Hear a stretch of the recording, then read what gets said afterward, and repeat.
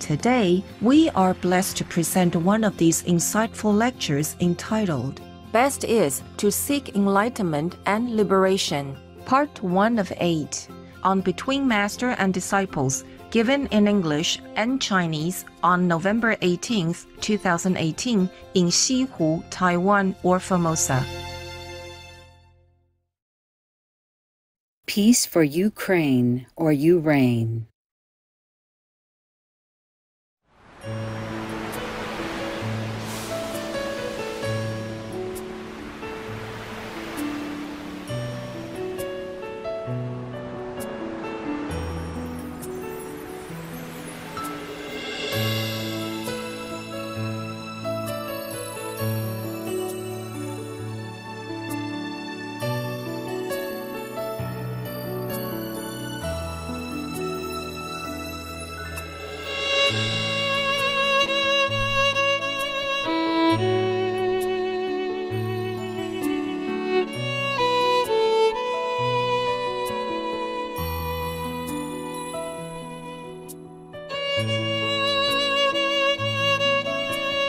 大家好，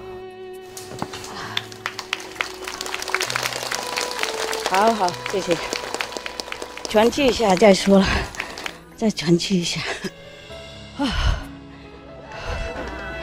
OK，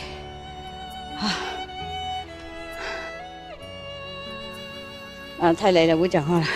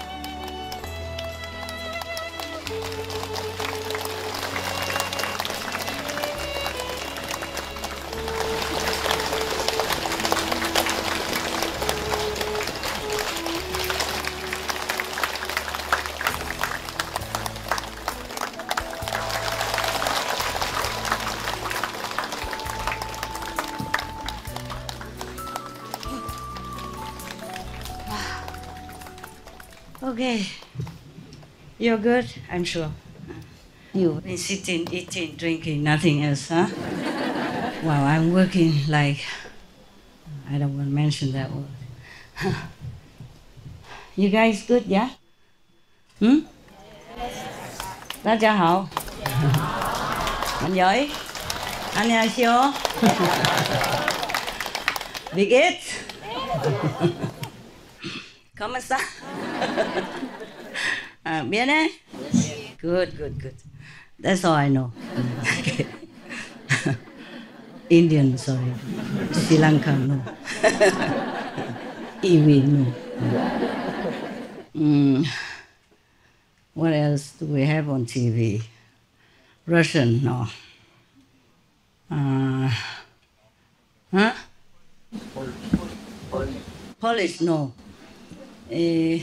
But we have also some African languages on TV sometimes. What was that? Something Tululu? Huh? Telugu, yeah. And Tagalog, no. That's Philippine, I think. If I remember well. Forgive me if I don't. Hey, I'm here, alive. Oh. Let me breathe a little bit first, okay? I really need it.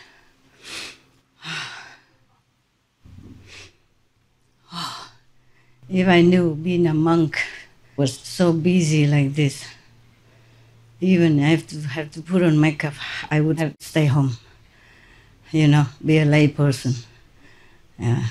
Cook breakfast for my ex-husband. Go to movies. Go to restaurants. Go to the beach. Yeah. That kind of life. I change to this anytime. This morning was very busy. It's very busy. Because I had to take care of some of these mundane affairs all morning. If you see my office, you see papers everywhere, you know. I couldn't let my dog people come up because they would eat them. Yeah, last time they ate some of your documents. They ate them halfway. Yeah, the small ones, the little ones, puppies, you know, they eat anything they can see. Yeah. My shoes, they love. Yeah. My slippers. Yeah. Your documents. Oh, yum, yum. Yeah. You know, the documents or SupremeMasterTV, applications, whatever. Oh, yum, yum, yum. Oh, they take them out. Eat. Luckily, good love is, he's a very smart boy.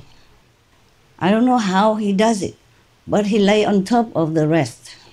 He lay on him. He won't move until I come back. And then he moves so that I can see the state of affairs of my precious paperwork.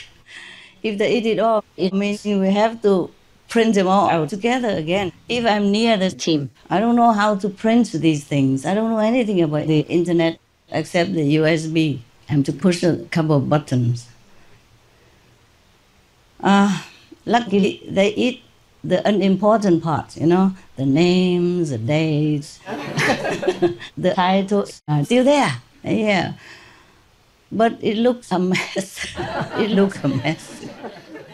Anyway, this is my life. I didn't think I would be this busy.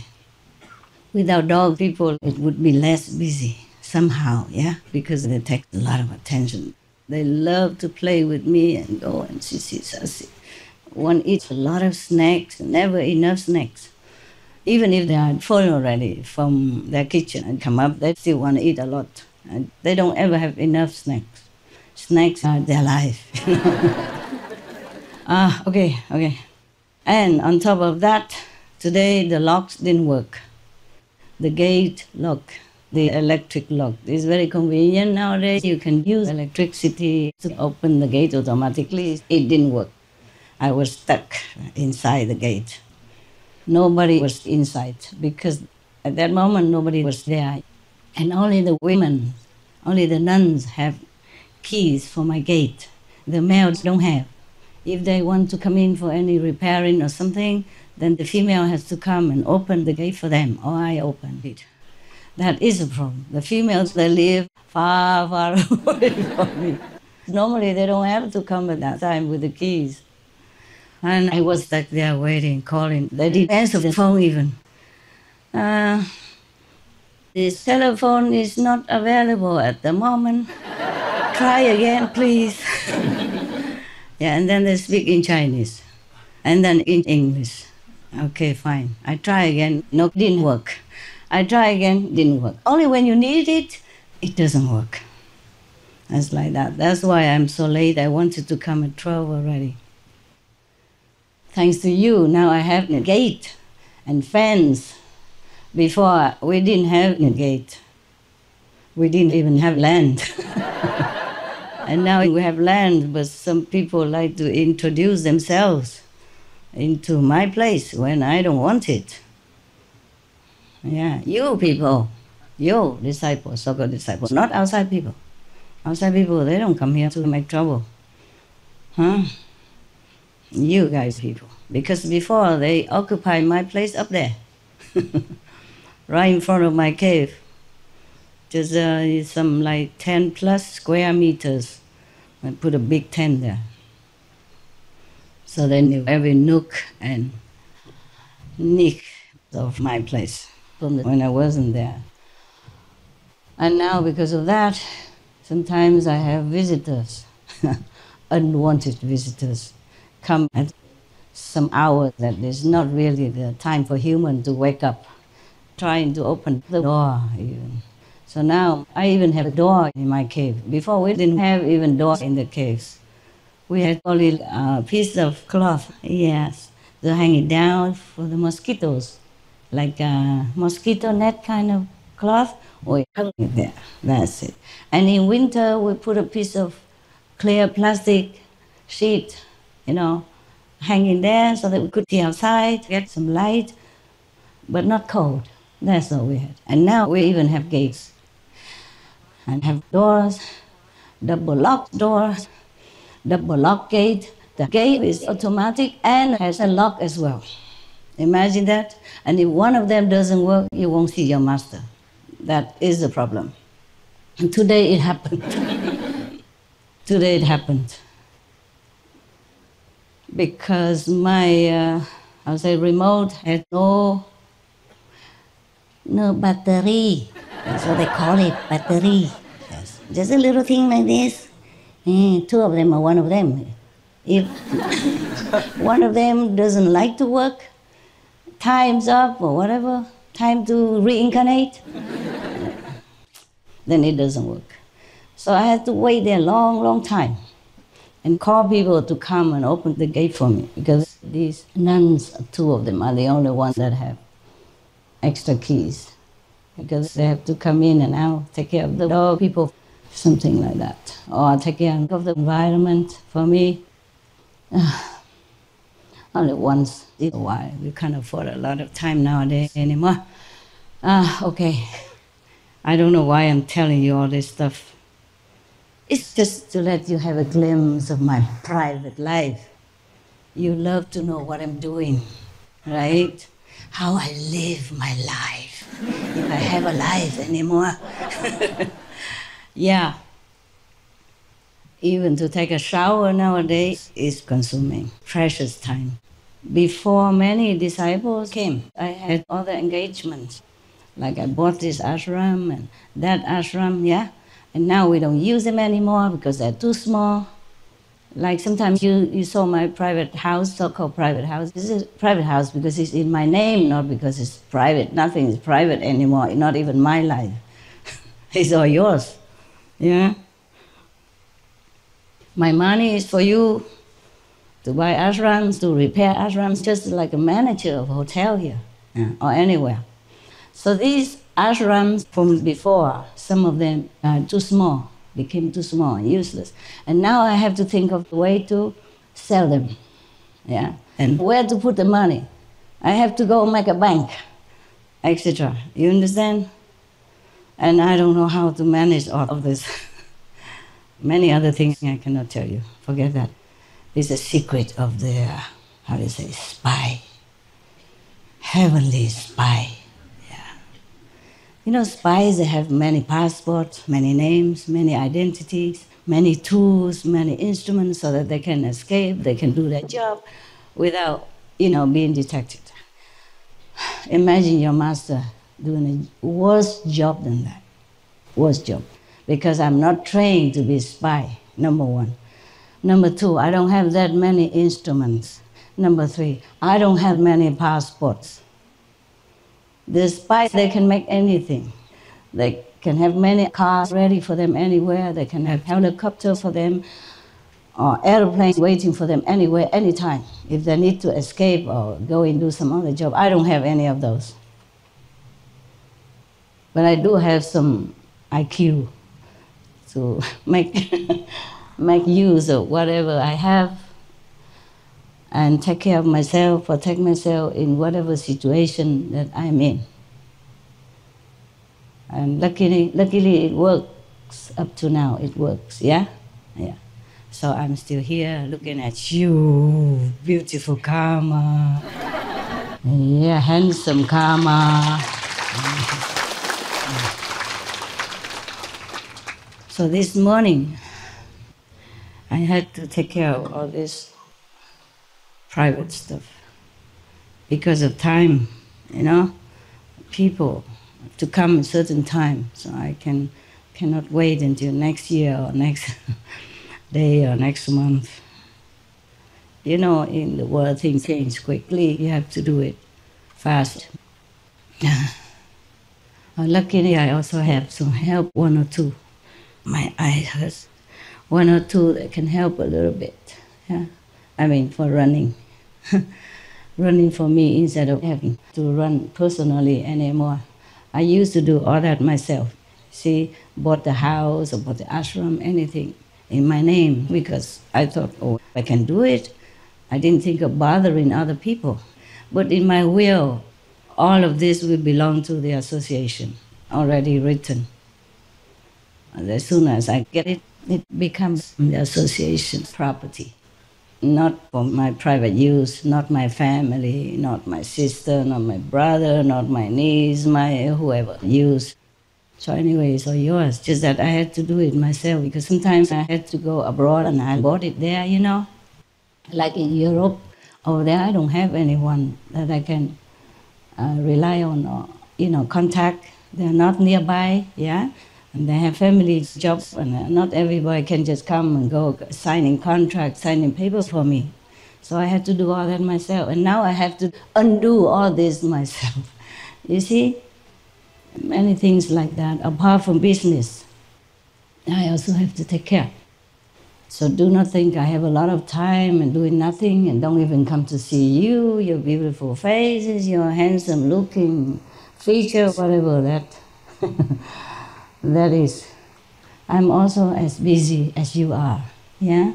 Maybe more busy than you are sometimes, yes. That is the price to pay for being me. I am not knowledgeable about other masters, if they fare easier or not. That's my life. It's different, okay? It's quite busy. And I have dog people. Crazy woman, no? Yeah. I just can't say no. This is the problem. But later, I also discovered that these dogs were my dog people before. They came back because of love. They came back because they wanted to be with me, to give me some happiness and real love. Unconditional love, undemanding love, unbinding love, okay? Also, there had been some of my helpers before in a former life, yeah? And now have come to protect me and comfort me sometimes, you know, with their sissy, sassy, tail wagging and eyes looking, stuff like that. They do make me forget sometimes the problems, yes. And relax for a while, yeah? And then I continue fighting with the, with the karma of the world. Not just your karma, but karma of the world. And the astral, and the causal, and the Brahma world. Only from the fourth level up, there's no karma to fight with, to bother with. Fourth level, fifth level, there are different planes of existence, different Buddha lands, different saintly abodes, that the saints, by their merit, by their spiritual power, created for their disciples and for whoever are worthy to come to them. It's like Amitabha Buddha, yes, he created his own Buddha land. If you read it, you know. And the medicine Buddha, to name a few, he also has his own Buddha land, so that he could take on his disciples when he was still alive and rescuing them, and his followers and the relatives and friends of his disciples, yeah? Because the Maya will not allow these saintly people to continue to stay here.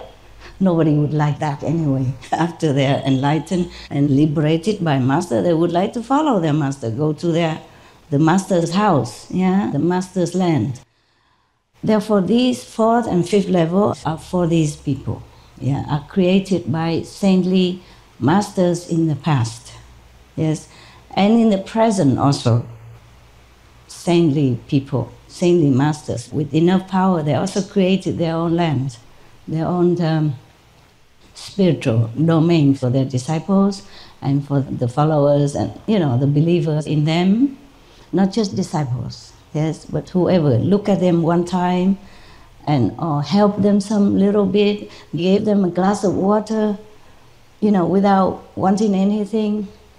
Just any little help to any master on this planet will earn them a place in that created spiritual land with bliss and happiness, never wanting anything, and forever liberated. Forever live in freedom and bliss, but still retain this individuality, Okay? Not like they all merge into one ocean and then nobody has any identity. It's not like that.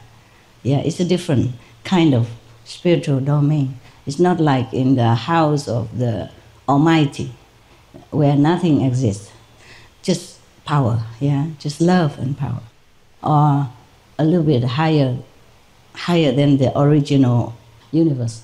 The original universe then branches out many different smaller universes with different powers to guard and to continue nurturing, so that when the master needs it, she can collect it back again to use for this world or any world where the master happens to be at that time.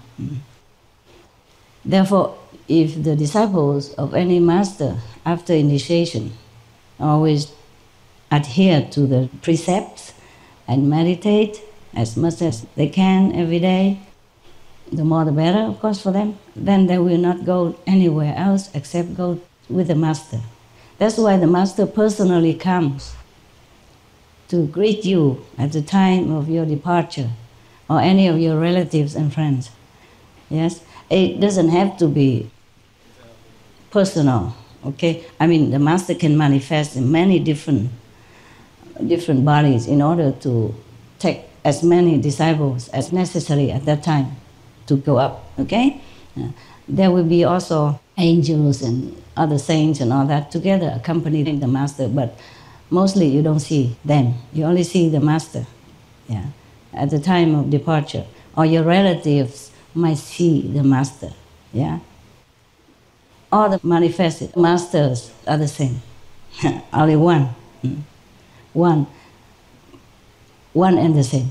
Yeah. It just you don't think, how come the master is the only one? If 2, 3 disciples die at the same time, well, what would she do? You understand me?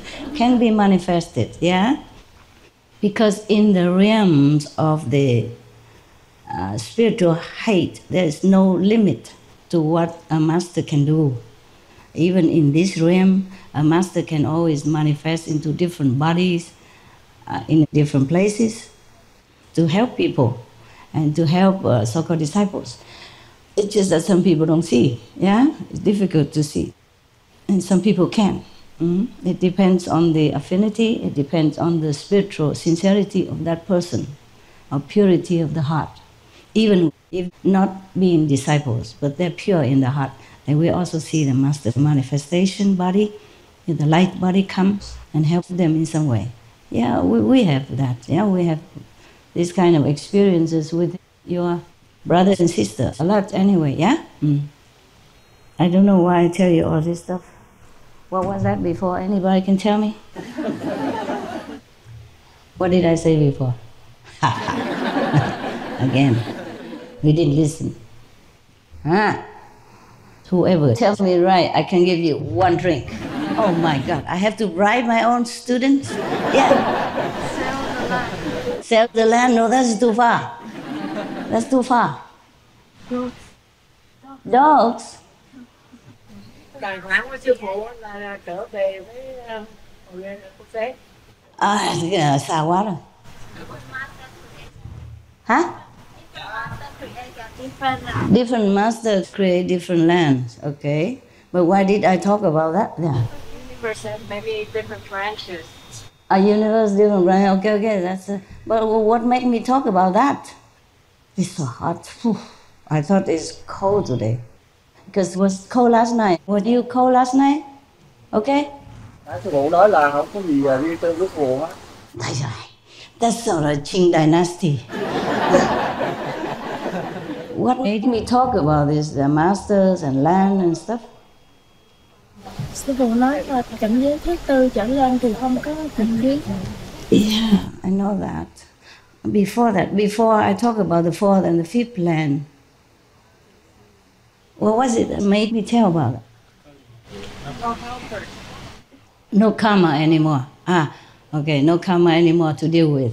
I'm from the 4th and the 5th, because it's all created land from the saints and the Buddhas. So saints and Buddhas are the same, that's what I mean, okay? And then, why did I talk about my dog people?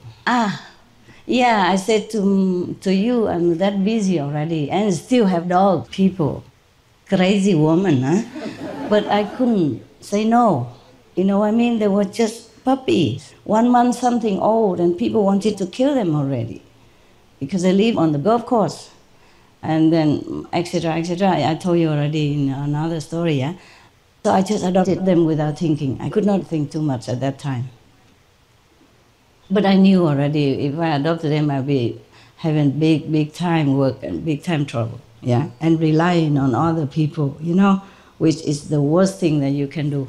Being dependent is the worst thing for me. I don't know about you, but for me, it's terrible. Okay, now, and later, when I had more time, I checked out why the dog people came to me. Of course, first I knew they came from the 4th level. And then later, I wanted to know why the dog people came to me. And then I realized that they were my dog people from before coming back. Good love. Of course, before this life, there were others, yeah? Also, some helpers or friends, some kind of supporters, yeah? Like good love was lady in a former life, huh? Lady, the Hungarian dog person. So now and then he still does the same like lady. Yeah. Before she didn't like any other dog people. The same stuff now. He doesn't like any. But he doesn't bite them. He just go away from me, go. But the small dog people, the puppies, they adore him. They always come, Sissy, I want to kiss him. And want to shake hands and all that stuff, and he can't bear it. He likes to be alone, absolutely alone all the time. But he tolerates them because I told him that we had to adopt them. The first day 1, I said, good love, we have to adopt them because otherwise people are going to kill them, okay? So reluctantly, he said yes. But they always bother him. They look upon him like a father, you know, or big brother. Always come, Sissy, want to kiss him all the time. I have to interfere, otherwise he growls all the time. I didn't like it. And then I realized that some of them were my dog people before, yeah? And then I observed more and I said, oh, they brought back exactly the same traces. And they do remember their past lives. Unlike us, we are all blinded and blindfolded and, you know, just like we have curtains up, we can't see anything. Most of us don't remember the past life, maybe when we were little, yeah? Toddler, maybe we remember until 4, 5, 6, 7, 8, yeah? Later we don't remember, but they remember everything. So I asked them, were you this and that? I said, yes. And they did the same trick so that I know. Oh my God, this is incredible. Or do you like to hear about dogs or about Buddha land? I mean, better. Buddha stuff, right? How many dogs? Raise hand. You are all dogs? Okay, all right then. Just to amuse you, huh? So that maybe you can see your dog people came back to you because they brought back with them some traces so that you remember, even though different sizes. Yeah? They have the same traces. Intelligence or sometimes like being grumpy, yeah, or sometimes sweet and respectful, and other, etc., and different personalities, yeah. So for example, happy, she came back, and she does always the same stuff, yeah. Loves to sissy sassy around, and very sensible, yeah, very sensible. Never fights with other dog people, always being the peacemaker in between them. If all the dogs are growling at each other, she comes in between and licks both of them. Yeah. He kisses both of them several times, and they calm down. And the more aggressive dog person, between the two fighters, she will kiss that one first, and a lot, and then she kisses the other one afterward, you know. Yeah. And I asked her if she was happy. She said, yeah. Yes, and she come and kiss me to confirm this. And similar tail, you know, bushy tail, yeah, curling, yeah, and many other stuff. loves to eat a lot, loves food, And the other one, I just say some example only, okay? And like, for example, Harley and Zolo used to fight together all the time before I adopted them already. After I adopted them, of course, they were still growling at each other, but less. Yeah? And now, same stuff. Both of them still same stuff. Yeah, always something between each other. If they see each other, both of them. And before, Harley was smaller, and Zolo was bigger. Yeah, and now Zolo is in the small, medium dog size, but still bigger than the other one. They're both born same size, but somehow she got bigger. Bigger than the rest of them. Okay? Of course, before Zolo was like this, huh? And my size, huh? And now she managed to be bigger than the rest. That's the best she can do already, being born in Thailand. The Thai race of dog people is not big. Yeah? That race is not big. Yeah. And both of them always have something with each other. Always something. Before, we could not even put them together. Now it's okay, but I have to be there and remind them, family, friends. No bones if you fight. Something like that. So then it's okay. And the other one, there's one dog person, very intelligent. Remember, I had one Australian Shepherd dog person. It's supposed to be the most intelligent dog. Supposed to be. I have not tested their IQs to compare them with other dogs, since I don't have all the dog people in the world anyway. I have only some races, not all. She's also reborn again, okay? Super intelligent. Even the fence up to the ceiling high, she can climb up and then climb down and go out. Anywhere she can find a way, find a zigzag place to get out and go out and run around. Because Hermit used to be like a very wild type. She doesn't like to be a house dog, too intelligent. And now she's still very intelligent. Not only that, she can speak. She say, I love you. I never taught her. Okay, you would say that and I give anything. Nothing. I was surprised. The first time I heard her, I was surprised and I forgot my camera to record it. And later I did record. The first time I did the first retreat in Taiwan. For many days, the dogs could not see me and didn't hear me, nothing. I was the first heartbreaking retreat because they were still small then, smaller than now. I mean, more of a puppy than now. It was heartbreaking, but I had to. And the first time she saw me, she ran up and down, in and out. Somehow it happened that she came first. And the other dogs came later, so she was all alone, and she ran everywhere, jumped from table to sofa to everywhere, bed, everywhere, run from one to another room, all over the planet, and keep saying, I love you, I love you, I love you, I love you. She said that for 20 minutes. And I was so stuck, I was just standing there. Because she kept coming to me and saying, I love you, go away, and coming back, I love you, coming back, I love you. And she speaks perfect English. Not dog's English, no. She said, I love you. I love you. She doesn't say, I love you or I love you. No. I love you. Yeah. I have. Later on, I was smarter. I said, okay, today, also after another retreat, I said, let her come first again. This time on purpose. And then I have my camera ready to record. With one of the phones, iPhone, you can record the voice, and she jumped. But I was not fast enough. She was too fast, so sometimes you can see her, sometimes you don't, but you can hear her. So she came next to me, I love you! Like singing, very high pitch like that. Yeah. And she said, I love you. It was so perfect. I myself don't even say, I love you. I say, I love you. But she said, I love you. Love, L-O-V. Is that more perfect than an I, huh? I think, right? I love you. Oh my God. And then it happened, I could record a few words. And when she saw me with camera, she stopped. Next time I'm greedy. I want to record more of that. But she jumped so fast, the mic I'm not a professional cameraman. I couldn't be fast enough. Sometimes you see her tail, sometimes you see her ears, but never mind. You can see her jump very fast here and there, and I love you very clearly.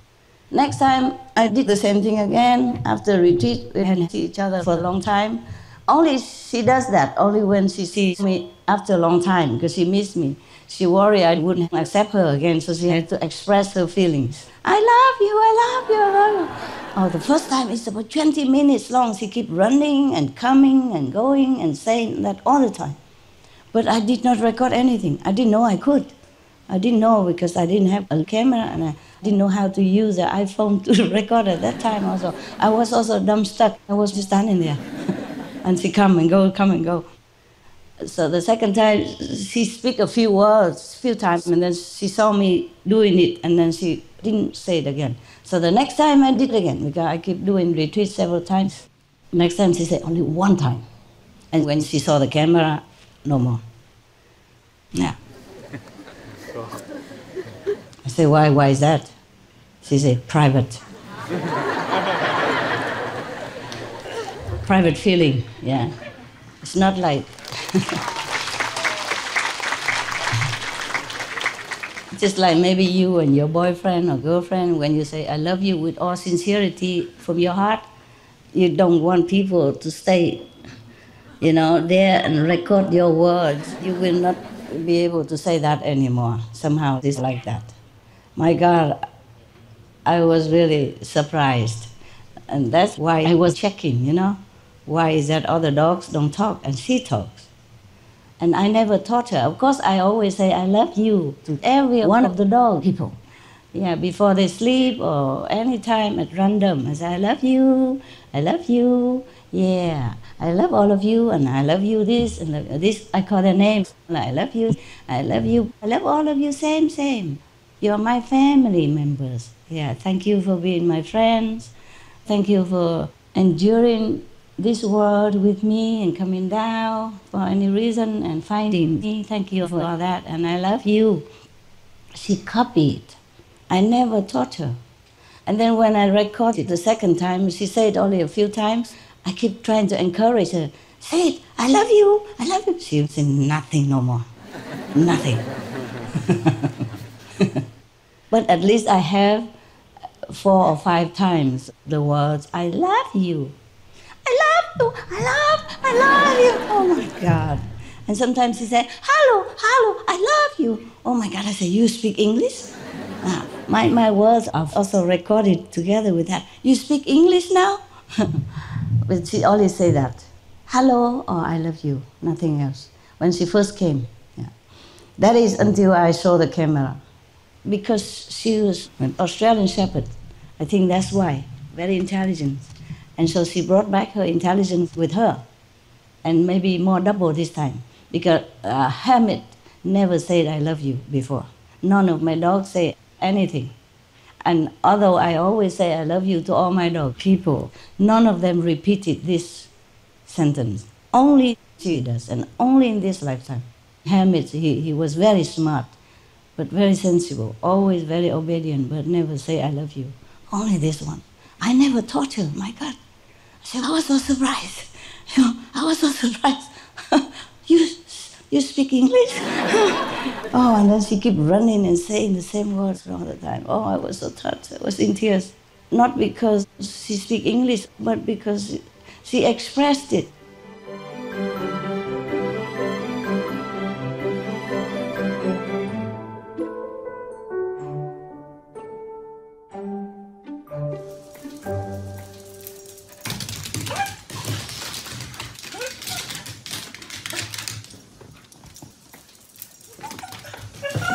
I love you.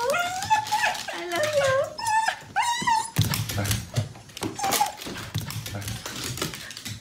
I love you.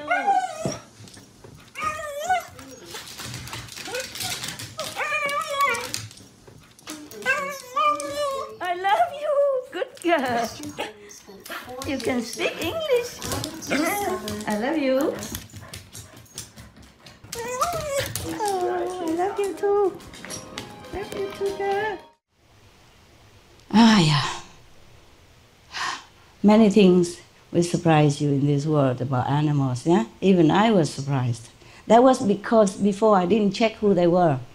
You think I have time sitting all day and looking at the crystal and, you know, checking what is what? I don't always have time for that, yeah? I have time for many other things, like for the universe, for the world, for the initiation, yeah? So it takes up a lot of my time, and I have to do a lot of so-called paperwork, bureaucratic work, the business and other ashrams. It's not simple, like you just buy an ashram, pay for it, and then they come and meditate, and then they'll leave you alone. Even if you're not there, that somehow they find time to find something to trouble you with. Because if you have something in this world, you always have to take care of it. If you don't take care of it, somebody else has to take care of it for you. Only if they can. In some matters, they cannot. Only you personally can take care of it. Yes. Not everything you can delegate to your subordinates or disciples or whoever helps you. No, no, no. Many things you have to do it yourself. Because if you want anything done well, you do it yourself. That's what they said anyway. Well, I let people help as much as they can, but not everybody can replace what I do. Yeah. Sometimes I work very hard and it takes a long time, so I said to the team, you know what, we're sort of one editor. If you have another me, then it would be faster. Don't rush me, because sometimes there's a time factor, like a deadline, stuff like that. And I said, I wish we have another one, another me, or at least one more, then it would be faster and I would not have to fall. The manifested me is not the same, okay? Not the same. They can do different jobs, but they cannot do what I do, okay? Because sometimes if you want to check something thoroughly, like documents and stuff like that, not everybody has the same opinion or some keen observation. I don't know how to explain it. Maybe you know, because sometimes in your house or in your job, nobody can replace you. Even in the worldly sense of speaking, even if he has the same electrical engineering degree, graduates in the same class and does the same job, it's not necessarily that he can replace you to do what you are doing. You know, there are many details where you have to use your own IQ, not his IQ. His IQ is different from your IQ. His taste is different from your taste. You got what I'm saying? Yeah, that's why, yeah. Maybe that's why you married just one man or one woman and not anybody else. And you're stuck with it all your life and complaining, but still stuck with it, yeah? Not changing. Okay. I have told them that anyone who has questions can sit in the front for easy microphone use. Any questions now? Anybody has questions already written for yourself? Yeah, microphone. Oh, how come the microphones are standing together there? You have to stand in the four corners of the world. Tell me if you have any questions. Okay. I know Master let the gods smash all the machines, but lots of brothers sisters, they are looking for the liberation. But if they can't find Master and can't get an initiation, and they can't clean their karma by themselves, can they get liberated through the they can. Will? They can, but it depends on the degree, okay? Okay. Not like going to the 5th level, not necessarily, okay? Okay. Yeah. Maybe they can be liberated from the bondage of karma, of maya, of the controlling system. Okay. But it depends on them if they want total liberation or not. Okay? Okay, okay. Yeah. For example, you were in prison, yeah? Under control. And somebody gets you out, yeah? But now it's up to you, okay? To find a job, okay? To get your own independence, look after yourself, and then look after your family if you have one, okay?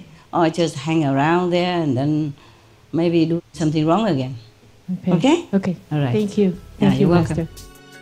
Next one. Kính thưa sư phụ, là con qua đây nhận pháp của ngài, con rất là vui mừng. Nhưng mà không biết sau cái lúc mà truyền tà bắn, không biết con nhận được pháp hay không, mà ánh sáng con chưa có. Rồi không biết là sau này một thời gian mình tu mà ánh sáng vẫn không có thì có được giải thoát không sư phụ? Chuyên tâm tu hành đó sư phụ. Hoặc là chuyên tâm tu hành thực hành theo giáo lý của sư phụ dạy. Hay không chuyên tâm. Bây giờ ngồi thiền đi, ngồi thiền đi. Giờ ngồi thiền, nhắm mắt ngồi thiền, ok? Một lát có ánh sáng, ok? Nhiều khi mình chuyên tâm không đủ á, mình không thấy ánh sáng, chứ không phải không được thọ pháp, chứ chuyên tâm không đủ. Thì khi nào mà có thọ pháp thì ngồi chung lại một lần nữa, ok? Rồi,谁 next？ 亲爱并尊敬的师父，您好。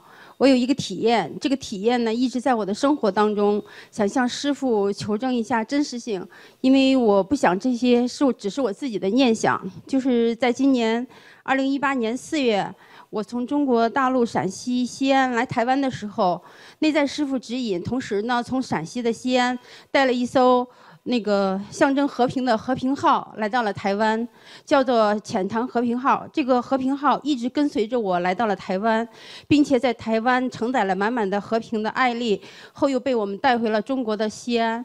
现在安放在陕西的西安，并且将和平号的火炬放在了一个寺院的。你听不懂你讲什么？你们有人懂吗？有人懂跟我讲一下。A ship. Oh, it's a boat. It's a ship, but it's symbolic like a piece. It name. It's peace. Yeah. Yeah. 然后。因为这个是内在师父指引，就是带到台湾来的。然后后来以后，我们再回去的时候，又带回了陕西的西安，安放在了陕西的一个寺院里头。它那个和平的火炬就在一个和平舍利宝塔之内。因为这是一个内在的体验，我不希望这个体验只是我自己的念想，我想向师父求证一下这件事情。因为这里头有2个很重要的东西是从台湾取到的，一个是每一艘船都有一个指航灯，它那个叫做金盏琉璃宝塔灯，它是在高雄道场得到的。还有一个是，就是和平之舵，就是每个船都有一个掌舵的舵手，就舵手，它也是从西湖道场得到的，是我们4月份刚开始来的时候在这里头取到，然后带到高雄道场，最后我们走的时候又带回了中国的大陆。所以这件事情呢，我想向师父求证一下。尽管这件事情是我内在就是一直期盼的，但是我希望这件事情是真实的，这一个体验。你懂吗？懂。是中国有那么一条船，它的名字叫和平船。对，然后他自己坐那个船过来。不是，他来的时候那个船也跟着来。然后来了台湾以后，他回去大陆了，那个船也跟着他们回去，然后放在一个寺院里面。这样子。寺院？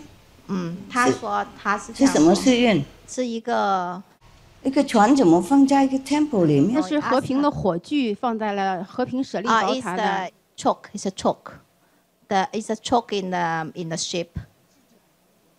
It's a choke like the fire, like you hold. That one is put in the temple.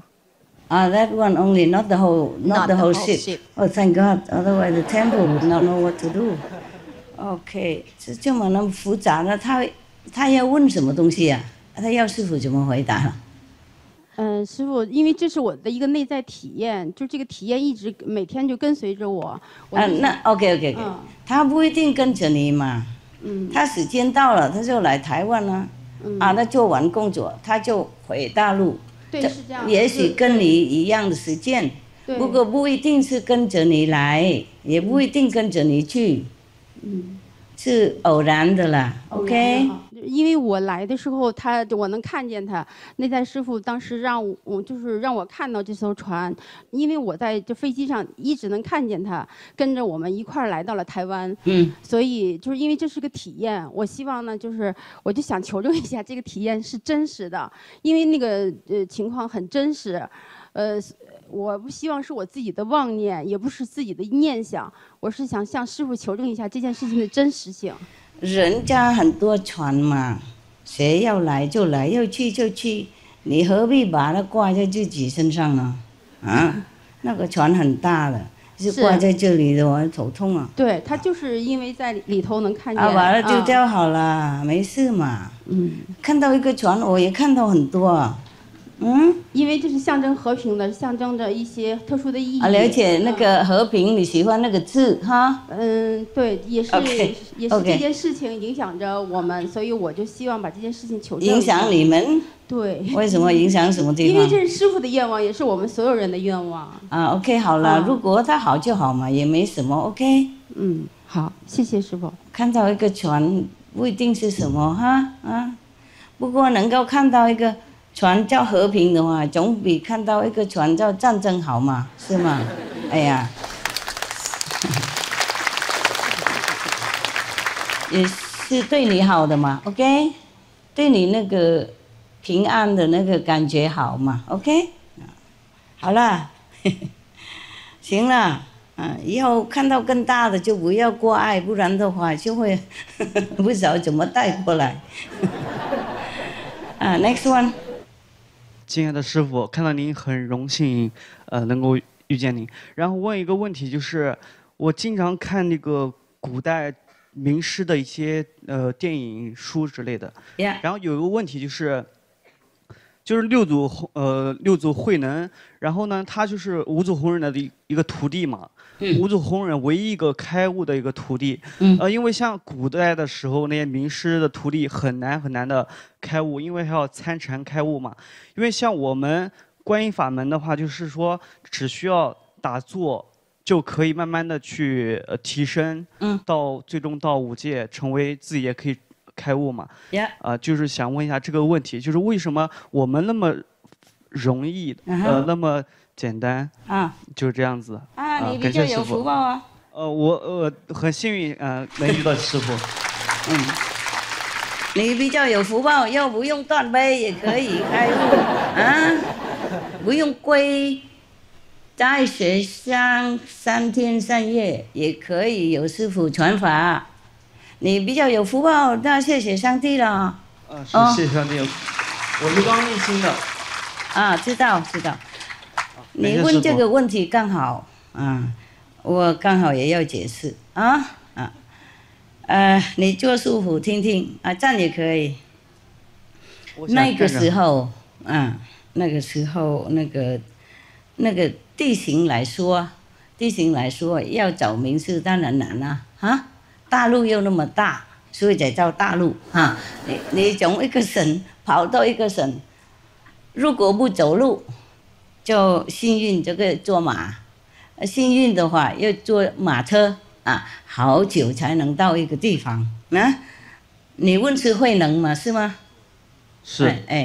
第一个以前他要断手背跪在雪上面3天才能够他师父才看他一眼那个时候是菩提达摩。因为他去大陆的时候，刚来大陆的时候讲谁都不大听谁都手上看不起他，他没有学识，没赚学识他胡须长那么大平常和尚在中国大陆那个时候都全部都剃光光的，懂吗？头的剃，胡须什么的都剃光光了才算出家人，还穿出家的衣服。他是赚什么都可以了，他是赚从印度来，他怎么赚就怎么赚，他不跟中国大陆那个时候赚一样然后他又他们还举报他用手吃饭的不文明，懂吗？就是看那些外表的没有学识没有筷子可以吃饭怎么样，胡须这么长等等，穿衣服那个样子这个样子然后都不懂什么拍2、5地的马屁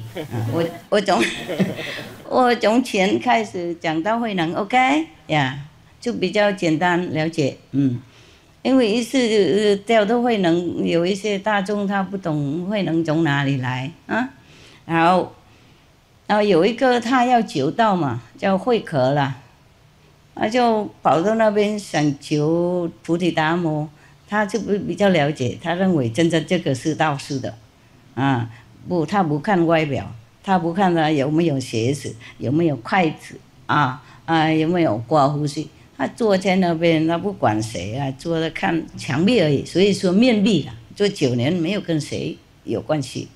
后来终于有那5个徒弟而已啦，包括慧可了。不过慧可要跪3天3夜，在学上没有什么好的衣服的，没吃东西，然后终于断了一个手背流血了，他师父才出来看他。好，那个就是那个时候求到这样嘛困难的，比慧能还要困难。OK， 慧能不算什么，他一来，他就后来就传衣钵就走了，开悟了啊！就慧可要跪3天3夜，还断了一个手背才能够得到。那从慧可了以后，慧可传到菩提达摩传的五个徒弟嘛，5个吗？或是4个？哎呀，我忘记了。5个。5个哈。不管了，如果4个的话，把那个5段交给那个4方送出来给我，我忘记了，好久没有念这些，念很久了，懂不懂？刚渴望求道的时候，什么书都看了，这太久，然后都还久没有看。那传给那个4个或是5个徒弟了以后，他就走了，离开我们世界了。然后慧可是变成他的第1个徒弟嘛，衣钵也转给他。不过他也说了，你是第1个，传到第6了以后，这个衣钵衣服是吗？衣服就是一个掐虾，跟那个大概是一个托钵碗什么的象征啦，象征意思说从师父传给他，表示说他是继承的人，他是正式的开悟的继承的徒弟。他说我传给你这个衣钵当证据了，不过传到第6的时候，第6就是慧能了那个时候他已经知道了，那个时候他还没有知道到第7。不过意思说那个菩提达摩那个时候他还没有，他可以看到未来，所以他才这样子讲。不过正式的就还没有人知道。不过他跟慧可说，传到第6的那个禅师的时候就不要再传了，不要再传寡人如是。到第6族的时候就是慧能嘛，慧能就是一个从越南人过来，刚来的时候他师父还要考验他了，看他比较有那个有什么 potential， 中文怎么讲了？有慧根了，谢谢你然后他就考验他，他说你这个野蛮的男人，从南方来的野蛮的人，那个时候中国人叫越南是南蛮一说野蛮的意思了 ，OK， 就是这样的，我就是其中一个那个了 ，OK， 看到一个野蛮的，野蛮的衣服穿漂亮的衣服蛮懂事哈。所以那个五祖弘忍考他了，骂他了，意思说不是骂了，意思说侮辱他了，就说你这种南方来南蛮怎么能够成佛你只有什么佛你怎么成佛？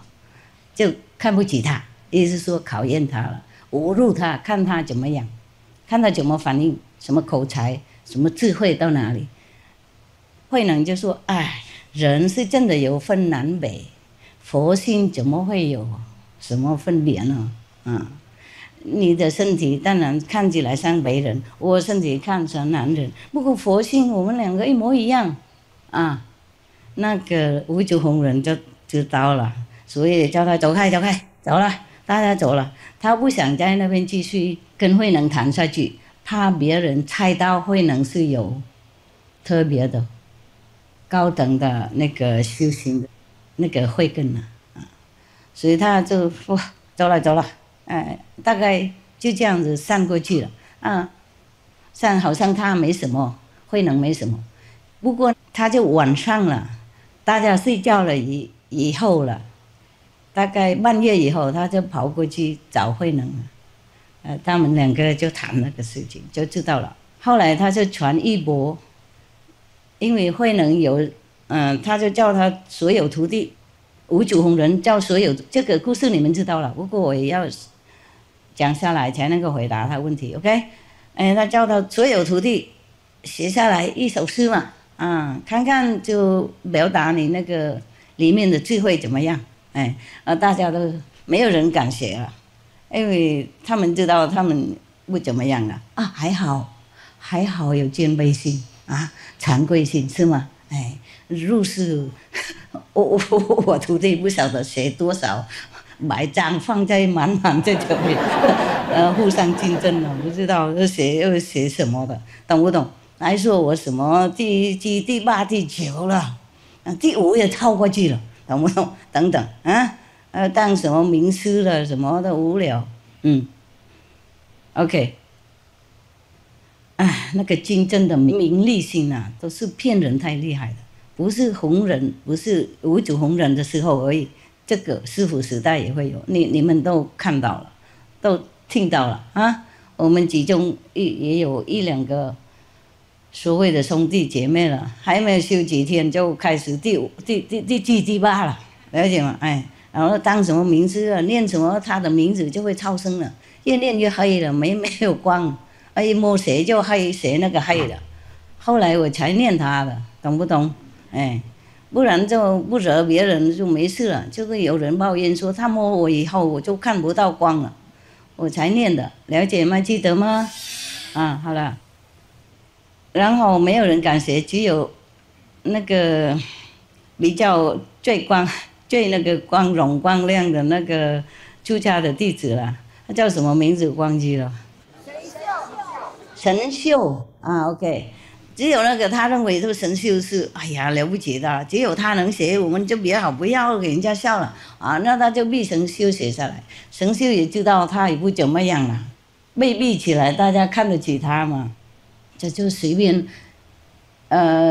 偷偷就来写的，不写名字，怕别人笑嘛，所以他就随便写这样子。如果明天他的师父承认的，他就会出来说他的，如果不承认了，就免了大家笑他，所以他写，不过他默默的3更半夜出来写，写完以后就溜了，一个名字也没有，一个什么都没写没有人知道谁是谁，谁写下来的放着。然后明天早上就大家就来看了，哇，谁都赞叹好厉害了，厉害！本来有什么菩提是一根树什么智慧像一个镜子，常常擦常常洗就会才有智慧等等我不要念了，太无聊，所以不念了大家都来赞叹不得了。然后师父也出来看了，五祖弘忍也出来看，也知道这个没什么，不过他也说好了，蛮不错大家抄起来，回去每天念修这样子，过日也好嘛，就不会吵师父了解吗？每天他们念那个那首诗就不会吵他，懂不懂？如果你们有什么人写出来一首，我也叫他大家一起这样念，就不会吵我了。现在吵死了，每天不同的东西吵我，连什么大帐篷、拆帐篷什么也要吵师父。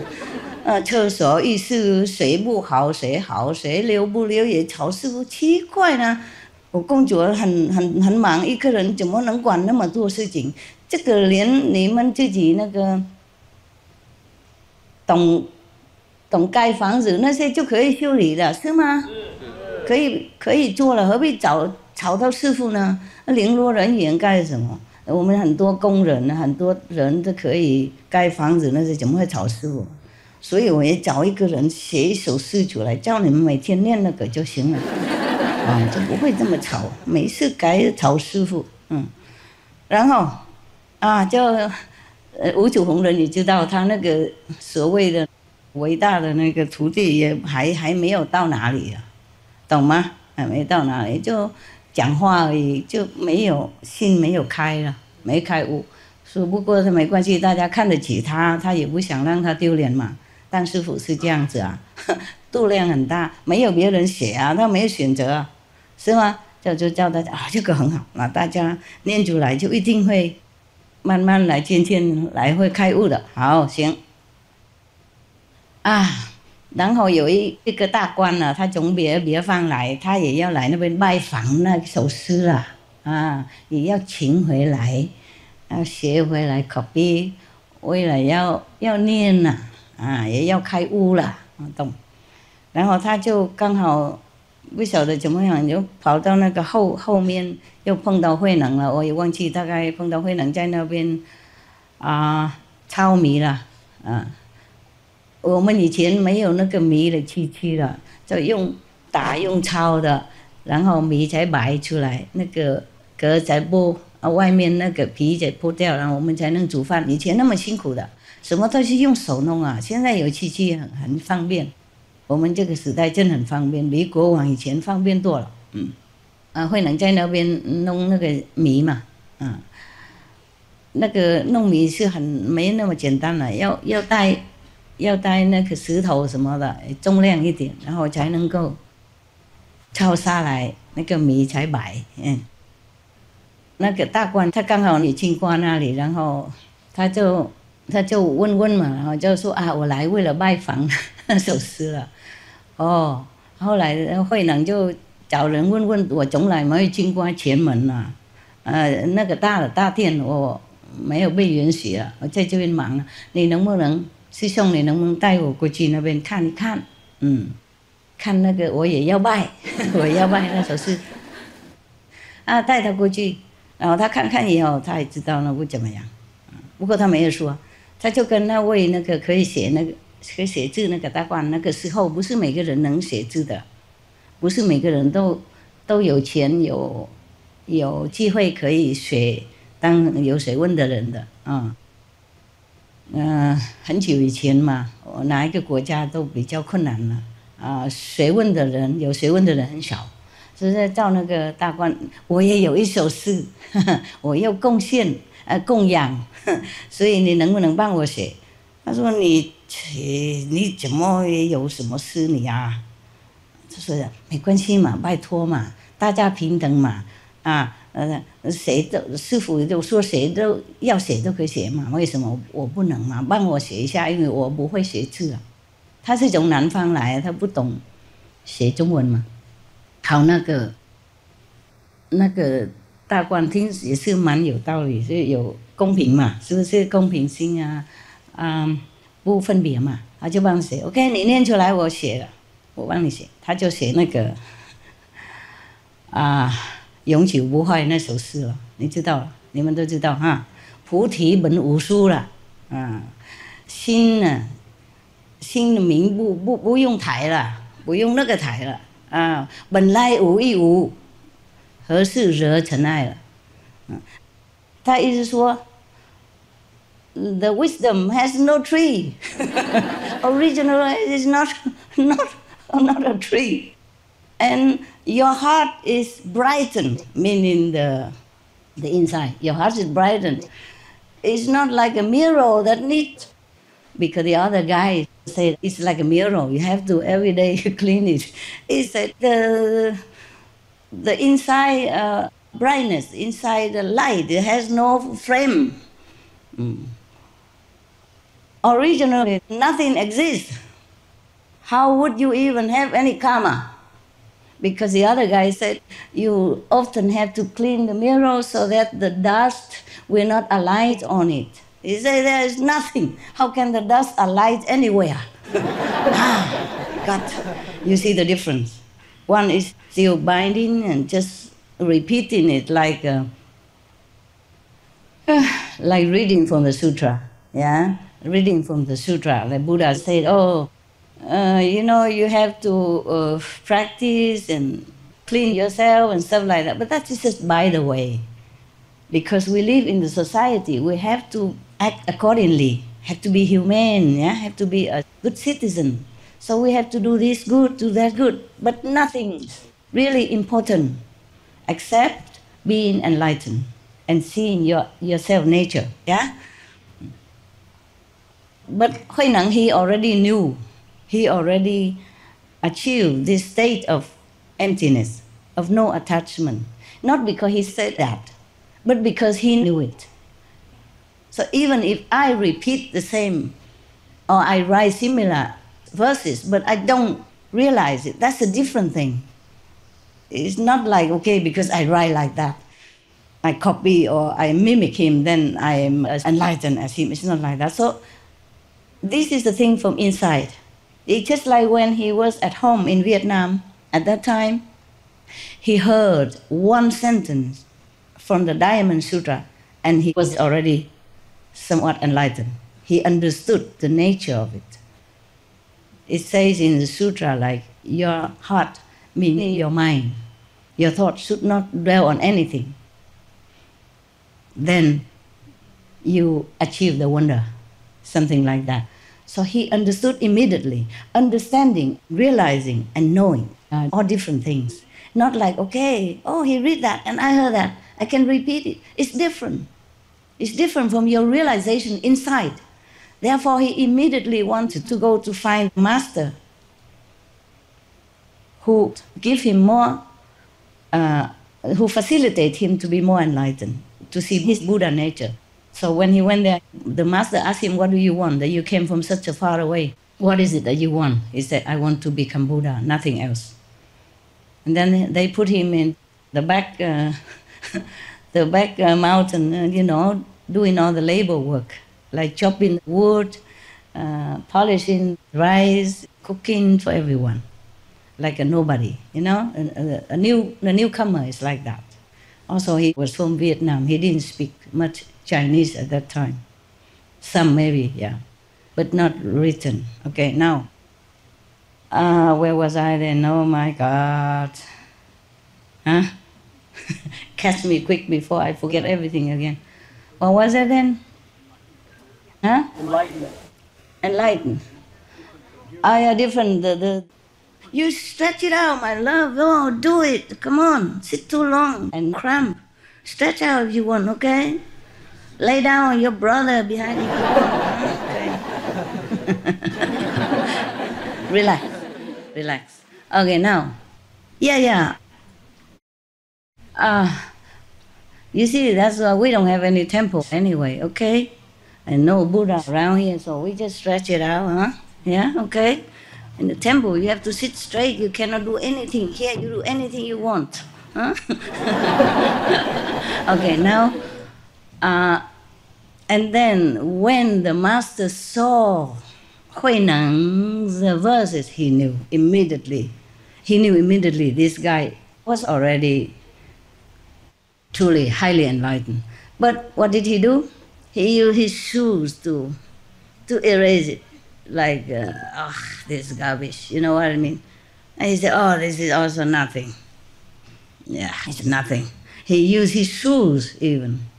Means very disrespectful, like a very low kind of class. He used his shoes to erase everything that Huineng had written. He said, this is also going nowhere. It's nowhere. Meaning Huineng is nowhere yet, okay? Not enlightened, nothing, nobody. But then at night, he went to Huineng's room, to where he was polishing rice. Oh, and he saw Huineng working very hard. He was very touched. He said, oh, because of enlightenment, you really, really bear all this? Yeah. And then he didn't say anything more. He used his staff. Huh? Normally, the master has a staff, a symbolic staff. I also had a staff, yes. Last time, I had to give my staff away to somebody who was talking nonsense. Yeah. All right. He used his staff to bang on the floor 3 times. And then he left. He didn't say anything more, and Huineng understood. On the 3rd watch of the night, Huineng went to the master's room. You know, that means on the 3rd watch, he went after midnight. And then the master said to him all this and gave him all the instructions necessary to be a successor. And then he said, you have to leave. This is the cloth passed on from Bodhidharma, the first, yeah? The first master of Zen. They call it Zen at that time. Now you take it and go out there and help the sentient beings, enlighten them. to save them from suffering. From now, you will do that.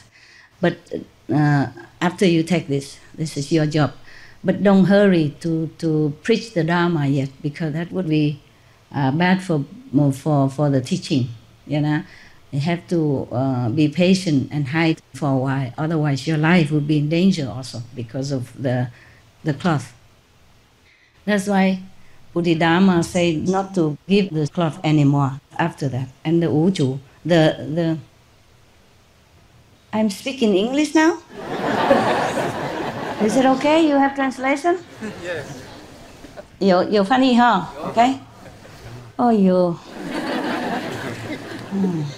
I don't know when I switch to English. I don't even know. Oh, I continue to speak English, okay? Yes. 你们大家都有翻译吗 ？Okay, good. 那反正讲什么语言都不行就对了。讲越南你们这些不懂，讲Korean 呢他们不知道。And then third watch of the night, after midnight, yeah, he came, and then the master, the fifth master of Zen, gave him the clock from Bodhidharma passed the other time. He said, but this is very dangerous for you. Now that you receive it from me, it's dangerous. You have to go immediately. You have to leave immediately. And after you should never pass on this clock anymore as a symbol for spiritual succession, yeah? No more, because it's too dangerous. Only until this time. I give it to you, but you have to leave immediately. Imagine, just to take the clock from the master and a baking bowl, you know, symbolic, or a staff, some together. And he was so dangerous like that. He said, in the daytime, I saw your poem, and I know you are enlightened, highly enlightened. And you got the essence of Tao, of Zen. But I don't dare to praise you or admit it, because I'm worried about your safety. Somebody will harm you if they know. Imagine. Imagine.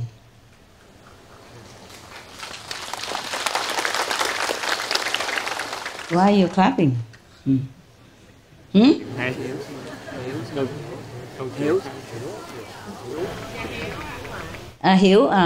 Okay. They just want to tell me that they understood. Very good. Okay. And just imagine getting something from the master and being a successor. You would think people would know that and would jump, oh, hurrah, we have a pope, you know? Just like in Rome, whenever the new pope comes up, people would jump and shout and be happy like that.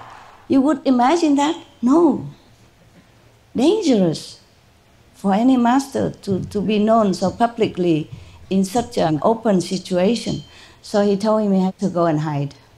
So he gave him maybe some money for the road, and then Hui Neng didn't know where to go. So he told him, oh, when you see this, then you stop.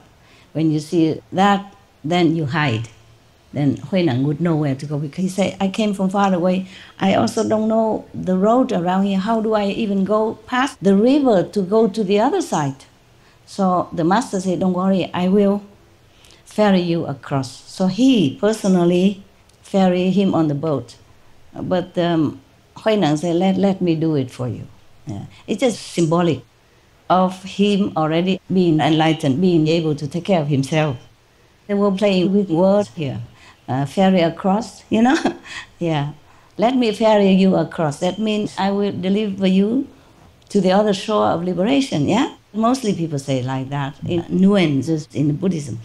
He said, oh, when I'm ignorant, then you can ferry me. Now I am enlightened, I can ferry myself. So they were playing with words in Chinese, some similar things like that. Okay, so from then on, Hui Neng went out and just hid anywhere he could. Because the master, the fifth master of Zen told him, after you depart, 3 years later, I will depart from this world. Then Buddhism, the true Dharma rests in your hands. You have to do what you can to deliver beings from suffering. Okay, so that's the between master and disciple farewell talk. Right. Then after that, of course, Hui Neng hid everywhere until a few years later somebody asked him to come out and discover him or something like that. But before that, after he crossed the river already, and say goodbye to his master, he had to go on foot, of course, like everybody else at that time. And horse was expensive, and you couldn't just find one anywhere. You could not find any horse station anywhere. Just like nowadays, if you want to go somewhere, you have to go to a bus station, or a train station, or a taxi stand, etc. At that time, it was even more difficult. You didn't even have a mobile phone, okay? We are really lucky. The world developed so fast, so fast. When I was little, we didn't even have television yet. I don't remember. Yeah, when I was born, no television. After a while, we had television, black and white. He was already very good. If anybody had the black and white TV, the whole neighborhood would come and nose at the window and the door, watching together. In my little town, we could only watch now and then, black and white movies from the projector at that time. The most we could watch was like Charlie Chaplin. That I remember. Not much more at that time. Or not even that at that time, but black and white. And sometimes the government organized for the village to come and watch. And we all go to the district building over there and watch a film outside. Yeah. And the TV came after. Now we even look down upon the small telephone that I have and say, Master, you must change it. This one doesn't function very well. I have like those small ones, very small. Yeah. And so they changed it for me. They upgraded me to an iPhone, intelligent phone, but I am not intelligent enough to use it. That's the problem. I have to ask them all the time, what button does what? And sometimes I put the wrong button and everything's gone. Never mind, I can call and receive now, but nowadays I don't do that even. It's too much trouble. I call some other people, you please pass a message, because I cannot. So I tell you, pass a message to that person and tell them to come here, tell them do this, do that, So it's very convenient nowadays. If you don't know how to use iPhones, you can use iPeople. Intelligent people. IA. No, not IA. IP. iPeople. Not artificial intelligence, but PI, not IP. PI becomes P. No good, no good. It's the IP, not P. Okay? IP. All right, I come back to China. Before Hui Neng even reached his hiding place, somebody already wanted to harm him. Just exactly as the master had said. Luckily, he left the temple already, so maybe only a few people follow him. Not the whole district or many people knew that he was in the temple. It was easier to harm him. So he left, and then one night, somebody followed him and wanted to kill him, to take the power, to take the robe of the master, or whatever that was symbolic of the successor. They wanted to take it. Number one, maybe because he was Vietnamese, he was not Chinese. I don't know the reason really. Number two, why should this guy take it? He just came some months and then he got the master's successor robe, no? They didn't feel like he deserved it. So they wanted to kill him. So Hui Neng knew. He knew this intention. He knew somebody followed him. So he took the robe of the master and whatever belonged together and he put them on a big rock. He put them there so that whoever wanted the robe would be welcome to take it. Who is attached to a robe anyway? Are you? Would you be? No. Yeah, but you would take my things and put them on the altar and do whatever you do every day. My umbrella, my hair, my whatever. I told you don't practice outside stuff, okay? Enlightenment inside. That's the most important. If I give you something, you can take it as a souvenir. But no need to make a holy shrine out of that. Got that? Okay. So that man, he was very strong, powerful, and muscular, the killer. And then Hui Neng knew, so he put them on the rock and he hid somewhere else. And that person, saw the rock. I got it now. He came and tried to take the rope away from the rock and go. But he could not lift it up.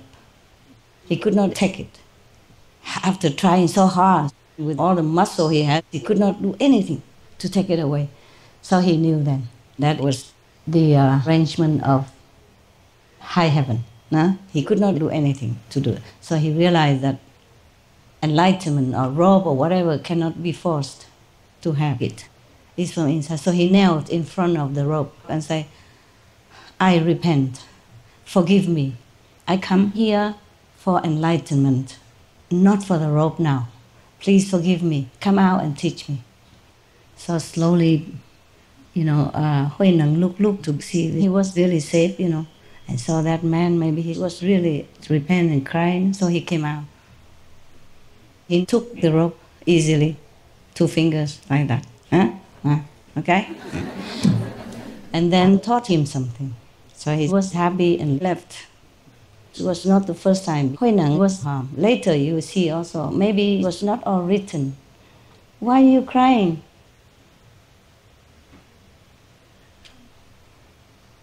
Why are you crying? 감동해가지고. 감동해서요. 스승님 말씀이 너무 감동스러워서. 감동했어요. 감동. You're Korean? Okay. She says she's very touched, that's why. In which way? You speak in Korean, we can translate. Why are you touched? Which part? 그 사람이 스승님 그 육조예능을 주기로 왔는데 그 사람이 그 진정한 스승인 걸 알고 참여하고 그 육조예능에게 용서를 구하고 그 부분이 너무 감동스러웠어요. English or Chinese? Whoever can translate, louder. She's very touched because he came to kill the master, but he realized that he's a true master, and then so he subdued. He's very touched. Okay, that's it, right? Okay, I thought maybe I said something wrong. Okay, good. I think many people also touched like that. Say it in Korean. 많은 사람들이 그걸 듣고 감동했을 거니까 네, 감사합니다. And Master still forgave him and taught him, gave him initiation.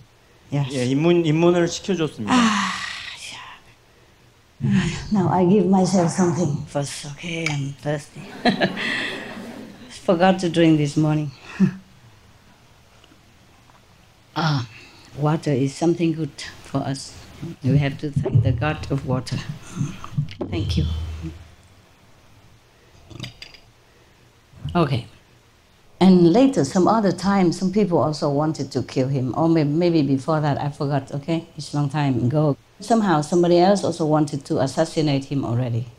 Anyway, maybe more without being recorded. Many things Master always have to endure. There's no time to always record everything. Yes. So do not think that you just come out and announce yourself that you are master and then everybody will follow you and believe you. Don't be hurried, okay? Don't be hurried. If you are destined to be a master, you cannot run away. Believe me. Believe me. Even though I went from one country to another, still somebody told somebody inside, some inside message. Told them to go where and where, look for that master. Exactly the address. And told me some proof about it, that they really tell the truth. Some proof that only I know. Yeah, something about me that only I know. Never mind. Discover in 3 countries or 4 countries, then you give up after that. You can't keep running. Yeah. And if you are not destined to be a master, then whatever you do is useless. There was one Korean monk, a man, not a monk, he came to me after I gave a lecture in Korea the first time. He somehow found my temporary residence in Korea. And he told me that I should follow him. I should go out and advertise for him so that he could go and do lectures. I said, why don't you do it yourself? And he said, I tried, but nobody came. He said he tried, but nobody came. I said, if you claim to be enlightened and have a wisdom eye. He took out his hair in the front and showed me a big egg in front of his wisdom eye here. He said, look at my wisdom eye. It's as big as my wrist, really half of my wrist right in front of him like this, a big bump. Look, see, wisdom eye. I thought, oh, very big. At that time, I had a couple monks with me. You know, they're still alive here. They can be witnesses. We didn't have video or anything, but some elder, not old, not very old. She's still maybe 40-something now, still here, working in some loving hut, Taipei. One of them, the other, I don't remember, one woman, nun, yeah. And then I said, oh, if you claim to be so enlightened and you're Buddha already and you could not make people come to listen to your lecture, I am nobody. How am I going to do it for you? And then after he talked a lot, and then he left. I said, I cannot do anything. I'm not Korean even. I was invited here only one time. I don't know how long my visa lasts. How do I help you? You do it yourself. Try again, okay? Try again. Show people your wisdom eye. Maybe they can. Why do you cover it? You know, he covered it with his hair. Only when he saw me, he let me see it. And then later I asked, the nun, hey, that guy, a big wisdom eye like that. Maybe you go follow him. I was sincere. I thought maybe I didn't have as big a wisdom eye as he did. I was naive, you have no idea. You have no idea how naive your master was at that time. I was made blind, deaf, and dumb. Except for the things that I talk about that I knew. I didn't know who I was. Understand me? Yeah. It's just that some, like, what you call angels came and tell me I had to go and do it. Yeah? I had to take on a master's job, go on, do lectures, this and that. And then I even asked her, how do I do it? At that time, I was alone in Taiwan, you know. I was discovered several times in 2, 3, 4 different countries. Fine, but I didn't know I was a master, believe me or not. Yeah. Only long after, in recent years, yeah, that I slowly discover other things about my past lives and stuff. So they told me to go do that. I said, how am I going to do that? They said, you just go, people will help you do it. Don't worry. So that's how I started, okay? So I thought that guy, such a big wisdom eye. Maybe he's a Buddha, who knows? Okay, why don't you guys go? Maybe I cannot go, but you go. And she said, no, we prefer your style. That's what she said, exactly, okay? If you met her, she would tell the same. I'm not telling lies or making up story, nothing secret, okay? It was like that. So I'm telling you, you either cannot run or you show yourself and nobody would follow you, or you just harm yourself by telling lies, or you harm others because your level is too low. You might blur their eyes, wisdom eyes, or make trouble for them that they don't see the light, or you steal their light. All right, that was a long question. It required a long answer. Any more questions? Con xin kính chào sư phụ và chào bác. Thưa sư phụ, con đến sư phụ thật là muộn màng. Gì muộn màng đâu? Con mới tâm ấn hôm tháng 7 vừa rồi. Chúc mừng bác chứ hả? Dạ, con cảm ơn sư phụ. Thưa sư phụ, nhưng mà thể nghiệm của con thấy không có giống như mấy huynh tỷ. Con thường thấy ánh sáng từ trên trời chiếu rọi sẵn xuống con. Có khi con thấy con ngồi tuốt ở dưới vực mà ánh sáng từ trên trời cũng chiếu thẳng xuống con. Rồi có khi thì con thấy ngay bản thân con chiếu tuẹt lên. Dạ, rồi có khi thì con quán quan con thấy ngai vàng rực, sư phụ ngồi trong ngai vàng đó, chung quanh toàn là hoa vàng rực luôn. Nhưng mà trước cái cảnh vàng đó thì có những cái chập chờn như con rắn đen chập chờn bên ngoài nó cản con. Nhưng mà con không biết như vậy con có phải thể nghiệm bên trong của con hay không. Còn quán âm của con thì con cũng không thấy cái gì ở trên cõi trên, mà con chỉ thấy như là tiếng trống đều hoài.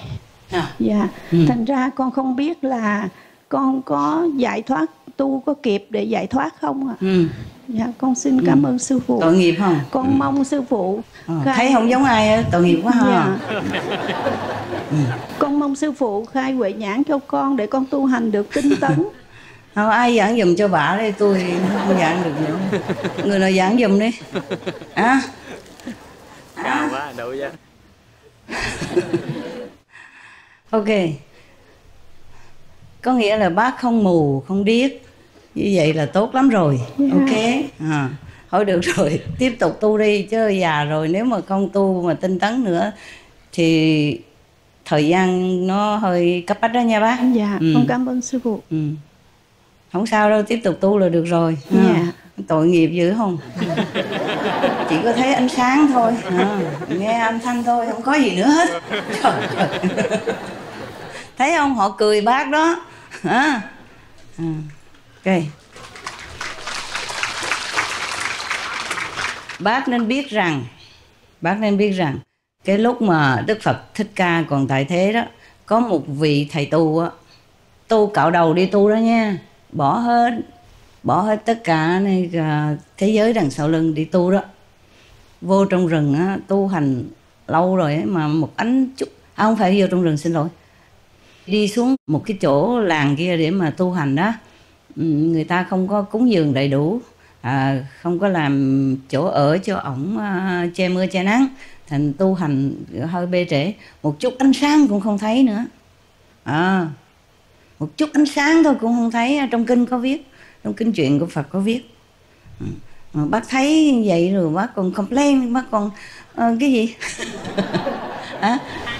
còn than phiền nữa, tội nghiệp hay vậy á. Mới có tu hành bao lâu đâu mà ánh sáng mà âm thanh bên trong có hết, hiểu không? Ánh sáng bên trong chứ không phải ánh sáng bên ngoài. Âm thanh bên trong chứ không phải âm thanh bên ngoài, quý vị biết rồi á. Tại vì nếu mà mình chấp nhất những cái hình tướng bên ngoài á, ánh sáng của đèn này kia hoặc là tượng này kia hay là những cái đồ ngoài kia mà tu hành bên ngoài á, thì là không đúng rồi ha. Phật có nói mà ha, nếu mà chấp ngoài tướng á, thì không có thấy Như Lai. Thành ra mình không có chấp cái gì bên ngoài hết, không có hình tướng gì cả ha, chỉ ngồi thiền thôi trong phòng trống lỏng ha, thì không chấp hình chấp tướng gì nữa, thì ánh sáng bên trong nó sẽ phát hiện. Không chấp bất cứ một cái gì, không nghĩ tới một cái gì đó, thì ánh sáng nó kỳ diệu mới xuất hiện. Đó là Phật tâm, hiểu chưa? Thành ra kinh Kim Cang mới nói yên ủ sủa trụ ở sân chỉ sinh, nghĩa là mình không có chấp vào một cái vật chất nào cả, thì cái sự huyền diệu của Phật tánh mới sanh ra, mới xuất hiện ra, hiểu chưa? Ok đó, rồi.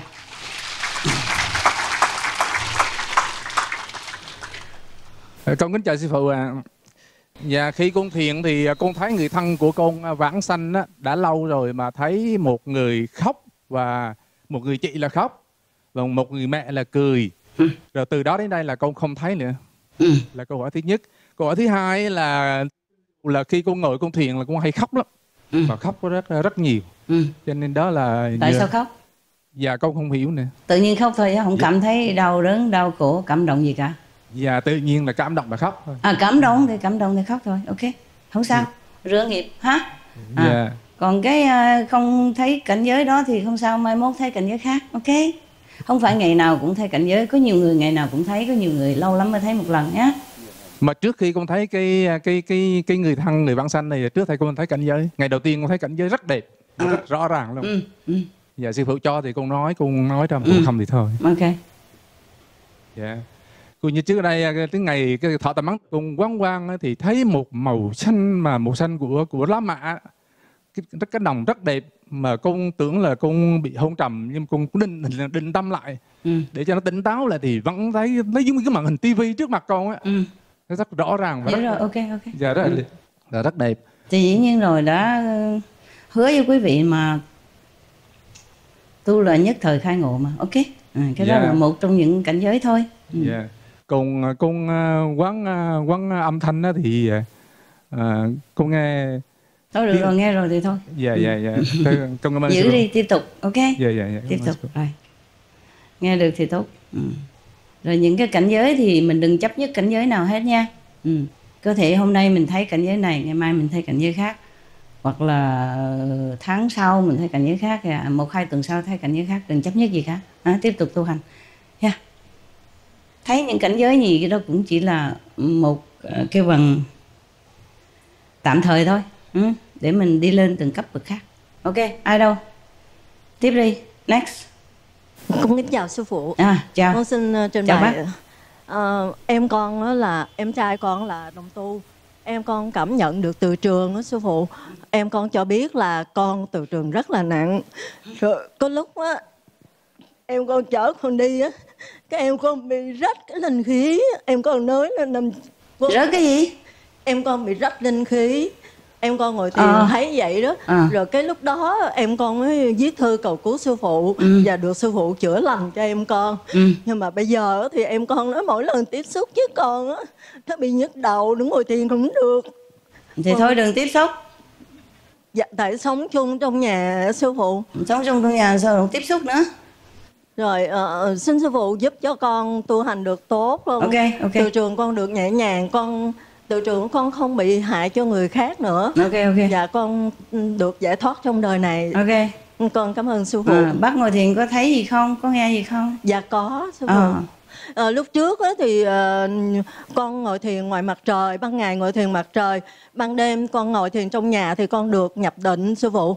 Rồi lúc này con bận công việc, cái con ngồi thiền ở trong nhà, con không được nhập định nữa sư phụ. Bận gì bận dữ vậy? Dạ, con mắc buôn bán sư phụ. Già rồi thì coi sắp xếp lẹ để mà mình tu hành thêm, ok? Dạ. Chứ buôn bán thì dĩ nhiên phải lo việc này việc kia, nó phân tâm của mình đi. Dạ. Nếu mà sắp xếp được thì cũng thôi dẹp, đừng buôn bán nữa, đủ xài được rồi. Dạ. Con xin sư phụ giúp cho từ tròn con nhẹ nhàng. Giúp cái gì? Bà lo buôn bán không, tôi giúp bà cũng cứ xài tiền không đâu. Giúp bên này nó ra bên kia. Được rồi, bác cũng lớn tuổi rồi, ráng tu hành nhiều nha. Dạ, cảm ơn sư phụ. Giúp nhưng mà mình cũng phải ráng sức chứ hả? Dạ. Ví dụ mà sư phụ biểu đi không đi theo, bác tôi kéo hoài, hai người cũng mệt hết. Đó. Cái gì vậy? Rồi. Dạ, cảm ơn sư phụ. Next one. 亲爱的师傅，那个一心以来哦，我很少有体验，但是师傅还是有时候会到梦里来给我一些解答一些问题之类的。但是就是在6年前，我有一次在梦里梦到自己在可能是内在师傅，然后在打坐，然后就是全身发出金光，很亮的金光，但是很柔和，让人整个人很舒服。了解。对，然后就是那个我妈妈就在我旁边打坐，她也看到了我的体验，然后就睁开眼睛就看到我还在睡觉，然后就打醒我，想让我起来打坐，就看不到了。结果从那之后就再也没有任何光的体验了。是。妈妈怎么会那么好心啊？好啦，继续再努力吧 ，OK。好，谢谢师傅。对不起啦，妈妈是好意的。对她也很，后来她一直也很自责。不会了，不会，没关系啦，都是大家互相业障了啊。好，谢谢师傅。家人都是这样啊，互相共业嘛。好，师傅爱你。继续努力哈。好。不要再想那个体验了，不管它了。好。有光就有，没有就继续努力，就会自然就会有。不要再一时要久 ，OK？ 好。一时要久那个的话，就用头脑了，用头脑的就跟那个自然的灵性不一样。好，OK。谢谢师傅。不要怪妈妈，叫她也忘记了 ，forget it。对，我也一直没有责怪她。全部忘记就好了。是，好。不要好像没有发生事情哈。好，就以后跟他说，如果你打坐睡觉，别吵你了。其实因为我以前生过一场病，然后吃药就很嗜睡，就很爱睡觉。了解。然后他几乎都不会吵我睡觉什么之类的，可能就是看到体验才惊吓才吵你啊。对，所以我在想，我也有安慰他说，可能是一些无形的东西利用他来打断我。好了，所以忘记了。好，不执着。忘记是最好。好好，完全忘记啊，好，重新开始呀。好。 Next one. Con thưa sư phụ. Dạ, từ khi mà thọ tam ấn tới giờ á, thì về âm thanh á, khi con không ngồi quán âm con cũng nghe âm thanh rất là cao, nhưng mà về ánh sáng thì con tập trung á, thì chỉ có một cái vật nhỏ mà không được tỏa ánh sáng như lúc con mới vừa thọ pháp. Hiểu. Con xin sư phụ giúp con, ok. Con tốt hơn. Cái lúc mà mới truyền tam ấn thì dĩ nhiên lúc đó mình rất là chuyên tâm hả. Cái lúc mình ngồi lúc truyền tam ấn không có gia đình bạn bè gì ở xung quanh mình, mà đầu óc mình cũng rất là mình bỏ xuống tất cả rồi cái lúc đó, tại vì mình rất là thành tâm muốn cầu đạo mà, cho nên cái lực lượng của sư phụ gia nhập nó dễ hơn ha. Còn khi mà mình đã về nhà rồi á thì có nhiều chuyện khác nó cản trở mình, nó làm phiền mình, nó làm cho mình phân tâm, cho nên ánh sáng nó nhiều khi giảm bớt, cũng tùy theo mỗi trường hợp. Vẫn còn chút như vậy, còn đỡ hơn là tắt ngúm. Ok, thank you. Next one. Dạ, kính xin sư phụ giảng cho con nghe về ánh sáng của 5 thế giới và âm thanh của 5 thế giới ạ. Con xin cảm tạ sư phụ. Cái lúc truyền tam ấn quý vị đại biểu đã giảng dùm rồi, ok? Vâng, con cảm tạ sư phụ. Ở đây không có tiện giảng những cái đó, không phải là cái lúc truyền tam ấn, hiểu chưa? Lúc truyền tam ấn là phải chỉ có một nhóm đó thôi, chứ không có được công khai nói chuyện mà như vậy, hiểu không? Dạ, con chào sư phụ. Chào bác. Con cảm ơn sư phụ. Hôm nay con đến đây á là con gửi cái lá thư á và đi làm từ thiện á, trên vùng sâu vùng xa ta viết á, người ta muốn gửi đến sư phụ á ở Việt Nam á. Những cái lá thư mà đi làm từ thiện đó sư phụ, ở trên từ thiện đó sư phụ. Ở vùng sâu vùng xa mà rồi người ta nó gửi đến sư phụ. Cái thơ gì? Thơ mà của ai? Dạ, của bên ủy ban và coi như các cô giáo chính quyền đó sư phụ. Xong người ta còn viết cả coi như là Hội Thiền Địa Quốc tế Thượng Hải vô. Cảm ơn này kia đó hả? Dạ vâng. Ok, ở đây. Dạ, con cảm ơn sư phụ. Con chúc sư phụ mạnh khỏe. Này là của con cảm ơn sư phụ. Của chính phủ nè. Dạ, cảm ơn sư phụ. Con chúc sư phụ mạnh khỏe. Tất cả đồng tu đều chúc sư phụ mạnh khỏe. Về nói cảm ơn quý vị, sư phụ đã nhận con cảm ơn sư phụ nhiều. Chúc sư phụ mạnh khỏe. Con thương sư phụ nhiều, chúc con thương sư phụ nhiều. Rồi, này sư phụ bỏ lên tường để mọi người coi. Của chính phủ nè. Government. The government of Vietnam is getting very, very open, very open, very, very respectful and tolerant. I'm happy for our world. I'm happy for Vietnam. Yeah. Oh, it's all from Vietnam, from the government. I mean local government. Not the main central government. But of course they're working for the whole government, hey? I wonder why they... So it's all from the official agency, official department of Vietnam. Wow, okay. Also from the school, because sometimes I ask people to go and give some money, to some financial support to some different causes. I am very sorry that I cannot help the whole world, because the world is in need, not just the spiritual aspect, but mostly in need of, material support.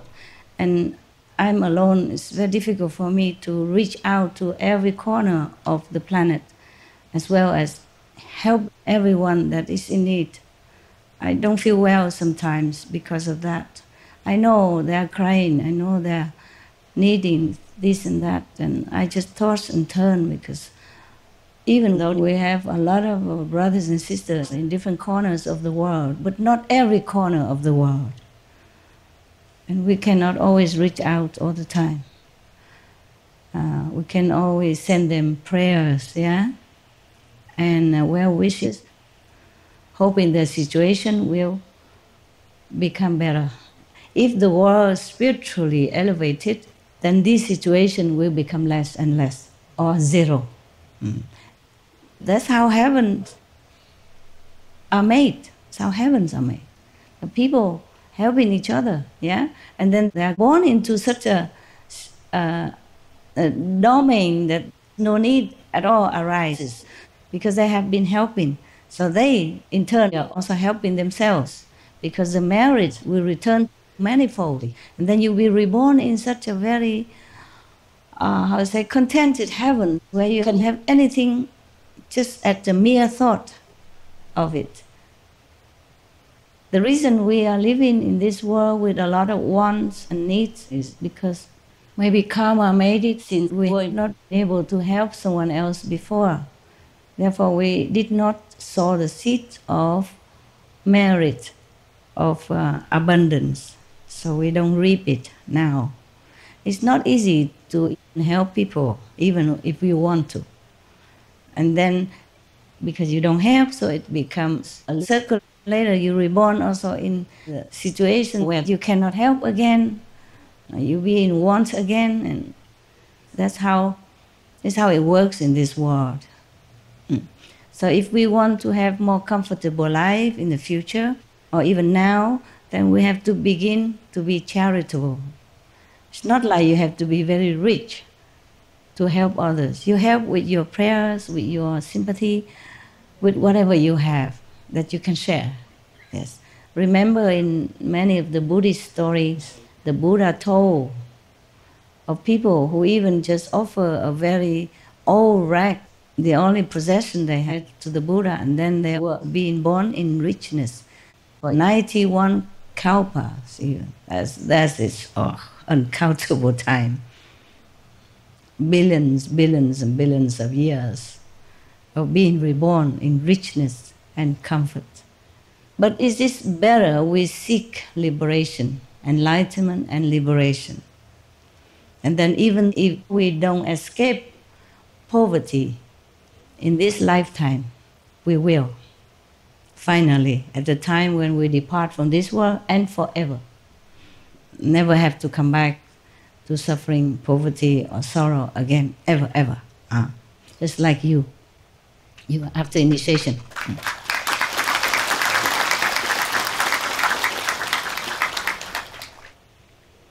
Yeah, better to go to the created holy lands, yeah, that the Buddhas and the saints created, waiting for you. Okay, next question. Yes. Chào bác. Sư phụ. Chào bác. Con hỏi câu hỏi là trước mặt con thỉnh thoảng nó hiện ra hai cái con mắt, có khi nó rõ thấy con ngươi luôn nữa, nó màu xanh rồi, nhưng mà khi con Quán Âm thì nó mờ lắm. Nhất là con ở đang thiền đường này thì nó mờ chấm đen, thấy hai chấm đen thôi. Thì ở đâu cái gì đó thì đang ở đây á. Bây giờ thì nó mờ lắm, hai chấm đen. Mà ở nhà thì nó có lúc nó hiện rõ. Ở nhà nó rõ hơn. Lúc nó rõ con thấy khó chịu lắm. Rõ rồi, thì khó chịu. Con để ý nó hơi kỹ thì con bị giống như bị bóng đè á. Đừng có dồn. Dạ. Ok. Con xin hỏi sư phụ là nếu mà con tu hành mà lên đẳng cấp thứ 5 có bị nó cản trở không sư phụ? Không. Nếu mà tới đẳng cấp thứ 5 thì không bị đâu. Ok. Dạ. Chắc chưa tới thì nó vậy đó bác. Bác đừng dòm nó nha. Dạ. Bác thấy con mắt là bác niệm 5 vị hồng danh liền hả? Dạ. Hãy bảo vệ cho bác. Dạ. Hoặc là cầu sư phụ Thanh Hải của bác gì đó biểu ngoại giúp. Ok. Cầu trong tâm lòng á. Ok. Lúc ngồi thiền thì nó sẽ đi mất tiêu. Dạ. Nghe tên sư phụ nó đi mất tiêu. Dạ. Ok. Rồi. Cảm ơn. Ai nữa? Cho con hỏi rồi, okay. Mẹ con là tâm ấn, mẹ con rất là tốt với con, nhưng mà nghe cái lời mấy anh em xấu hiểu lầm rồi đối xử thiếu tình thương với con. Mẹ con qua đời cách đây 1 năm, nhưng mà trước khi qua đời mẹ con có sám hối với sư phụ. Thì con cũng thương mẹ con tha thứ hết. Rồi con xin hỏi sư phụ, mẹ con được giải thoát vĩnh viễn không sư phụ? Bà đâu rồi? Dạ má con qua đời 1 năm mấy nay rồi. Bà qua đời rồi hả? Dạ. Bác không thấy bà đi đâu hết hả? Con có thỉnh thoảng thấy mà con không biết má con ở. Thấy bà có nói gì không? Bà cười hay là bà khóc? Nó kêu cầu nguyện cho mẹ. Dạ. lâu lâu bác thấy bả mà phải không? Dạ. Trong mộng á, bả cười hay là bả khóc? Cười sư phụ. Cười là tốt rồi, là đi giải thoát rồi. Ok. Dạ. Cảm ơn sư phụ. Không có gì đâu.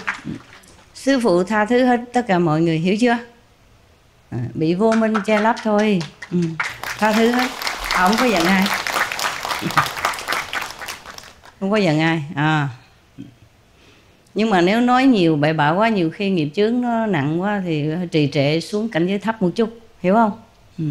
Chứ lẽ là đi lên cao hơn mà nói hành nói tỏi chị hai á. Bác Hải á, nói xấu nói gì tầm bậy tầm bạ mà chị hai không có làm điều gì bậy sai quấy hết cả, hiểu chưa? Chỉ là làm việc sự phụng mọi người thôi, hả? Tiền bạc thì cũng cống hiến bốn phương tám hướng thôi. Nếu mà thấy một người như vậy mà còn nói xấu nói bậy nói bạ nữa thì dĩ nhiên nghiệp chướng nặng nề. Nói xấu càng nhiều thì nghiệp chướng càng nặng. Sư phụ muốn cứu cũng hơi trì trệ vậy đó, hiểu không? Hơi lâu. Rồi lẽ ra lên tầng thứ 4 thì sẽ lên tầng thứ 3, thứ 2 ngồi đó, hiểu không? Ngồi đó đợi nghiệp chướng nó giải bớt rồi chị hai mới cứu lên trên cao hơn được, hiểu rồi? Tự hại mình thôi chứ không có hại gì chị hai đâu.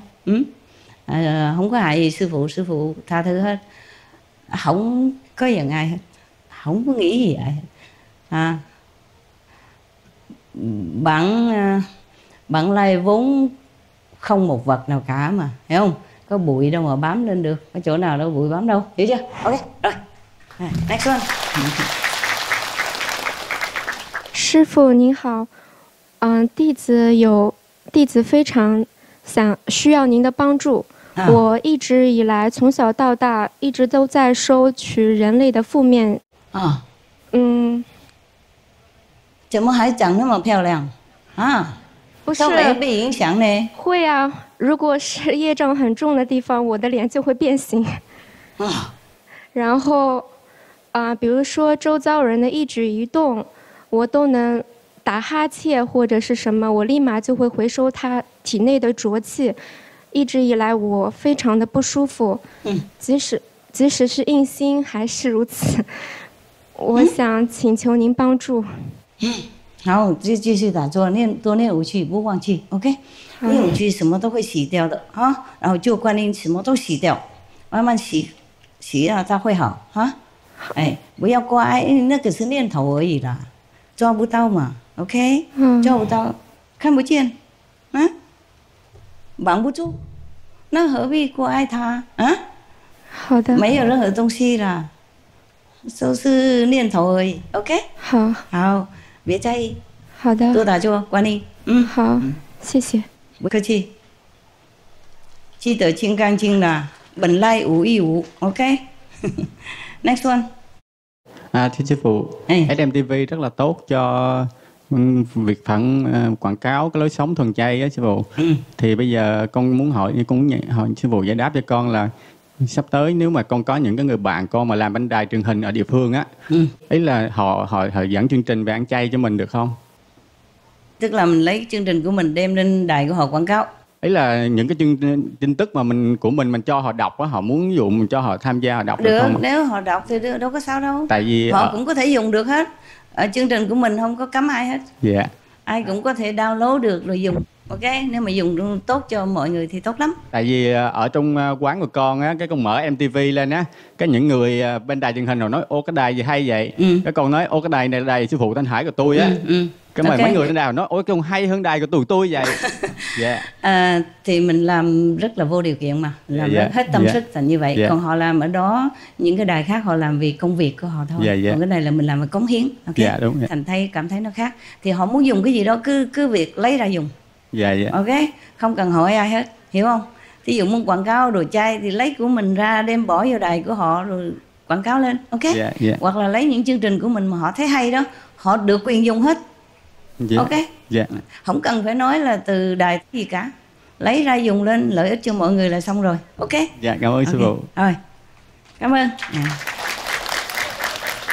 Nếu mà được rất nhiều đài truyền hình mà dùng những cái công cụ của họ mà giúp đỡ cho thế giới thì biết tốt là biết bao nhiêu. Không cần phải hỏi sư phụ. Ok. Next one.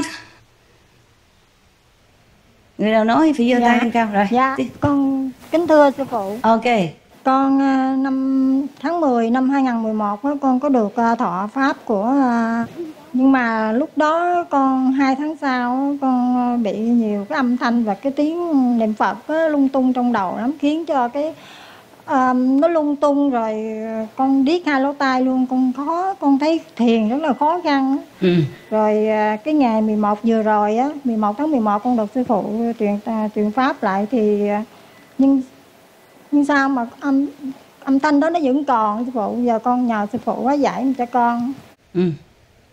Âm thanh có còn hay là không còn? Nó vẫn còn. Vẫn còn thì tốt rồi. Không, âm thanh và cái tiếng nói niệm Phật của người ta sư phụ, nó cứ lung tung làm cho con khó lung tập tung, trung. không hiểu gì lung tung tại sao? Không khó niệm tập trung. 5 vị hồng danh được hay là sao? Dạ, khi con niệm thì cái tiếng nói nó niệm theo, con niệm hồng danh, 5 hồng danh thì cái tiếng đó cũng niệm mà kệ theo. nó mà. Có gì đâu, ok. Dạ, mà con thấy khó tập trung để ngồi thiền, con chỉ sợ. Cứ để nó niệm cũng như là mình nghe những cái âm thanh bên ngoài vậy mà, có gì đâu, ok. Thí dụ nhiều khi mình ngồi thiền á, ngoài kia có xe cộ chạy qua, có người hàng xóm rồi nói chuyện này kia đó, mình cứ không có để ý tới nó. Mình để ý tập trung trí huệ của mình thôi, ok. Dạ, nhưng mà ánh sáng con quán ánh sáng với quán âm thanh nó đều giống nhau, có sao không sư phụ? Không sao. Tại vì bác chuyên tâm một chỗ thành nó cái thành giống như vậy đó, không sao đâu, không sao. Dạ, con cảm ơn sư phụ. Cứ ráng làm được bao nhiêu hay bao nhiêu, ok.